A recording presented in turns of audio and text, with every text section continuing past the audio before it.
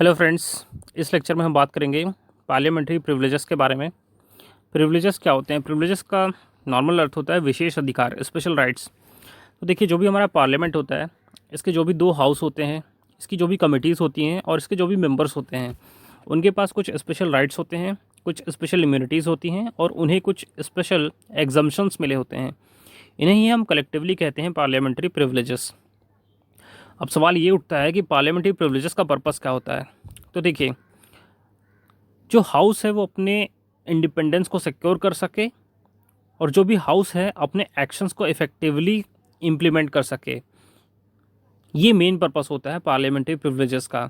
यदि प्रिविलेजेस नहीं होंगे तो हाउस अपनी अथॉरिटी, हाउस अपनी डिग्निटी और हाउस अपने ऑनर को मेंटेन नहीं कर पाएगा।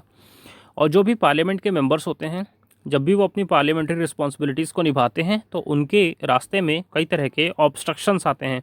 इन ऑब्स्ट्रक्शन से प्रोटेक्शन भी एक मेन पर्पस होता है पार्लियामेंट्री प्रिविलेजेस का। आगे बढ़ते हैं।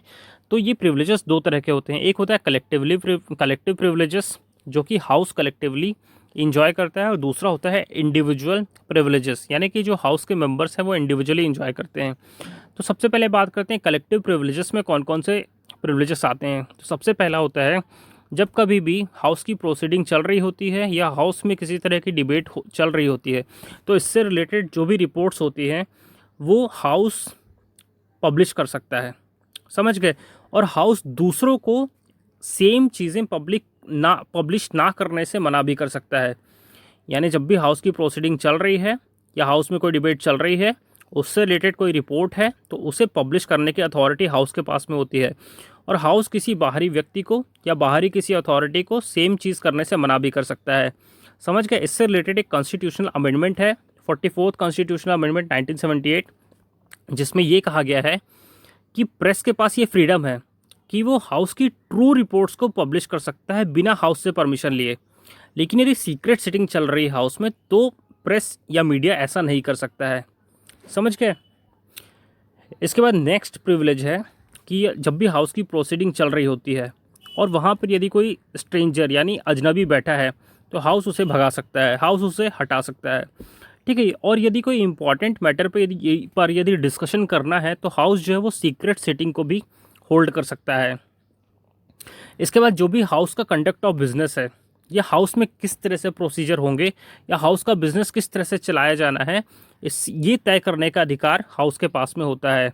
इसके बाद यदि कोई हाउस का मेंबर या कोई आउटसाइडर जो है पार्लियामेंट्री प्रिविलेजेस को ब्रीच कर रहा है, तो उसे पनिश करने की अथॉरिटी भी हाउस के पास में होती है। इसके बाद यदि हाउस का कोई मेंबर है जिसका अरेस्ट किया जाता है, जिससे यदि अरेस्ट किया गया हो या डिटेंशन हो जाए या उसका अपराध सिद्ध कर दिया जाए, यानी कि उसका कन्विक्शन हो जाए या उसे जेल से रिलीज़ मिले, तो ये सारी इन्फॉर्मेशन हाउस को इमीडिएटली पहुंचना ज़रूरी होता है। ठीक है? ये हाउस का प्रिविलेज है कि उसे ऐसी इन्फॉर्मेशन इमीडिएटली दी जाए। ठीक है? इसके बाद हाउस में जो भी प्रोसीडिंग्स हैं, हाउस की जो भी प्रोसीडिंग्स हैं, उन्हें कोर्ट में डिस्कस नहीं किया जा सकता है।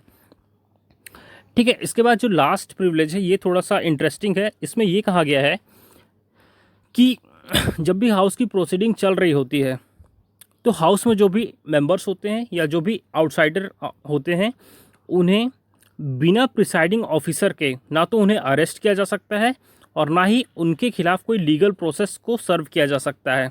वो ऐसा लीगल प्रोसेस, चाहे वो सिविल हो या वो क्रिमिनल हो, पहले इन्हें सर्व करने से पहले प्रिसाइडिंग ऑफिसर की परमिशन लेना आवश्यक है।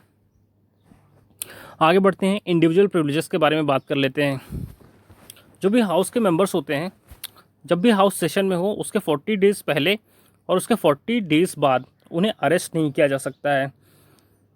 ठीक है? और उन्हें अरेस्ट नहीं किया जा सकता है, और ये चीज़ वैलिड है सिर्फ सिविल केसेस के लिए। ठीक है? यानी यदि हाउस के किसी मेंबर ने कोई क्रिमिनल एक्ट किया है, तब उन्हें अरेस्ट किया जा सकता है। ठीक है? इसके बाद है, जो भी हाउस के मेंबर्स होते हैं उन्हें फ्रीडम ऑफ स्पीच होती है, यानी वो जो चाहे वो बोल सकते हैं। उन्होंने कुछ कहा हो, उस चीज़ के लिए उन्हें कोर्ट में नहीं घसीटा जा सकता है। ठीक है?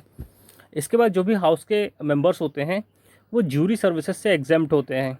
यदि कोई केस किसी कोर्ट में पेंडिंग है और हाउस यदि सेशन में है, तो जो हाउस का मेंबर है तो उस केस में सबूत देने से मना कर सकते हैं।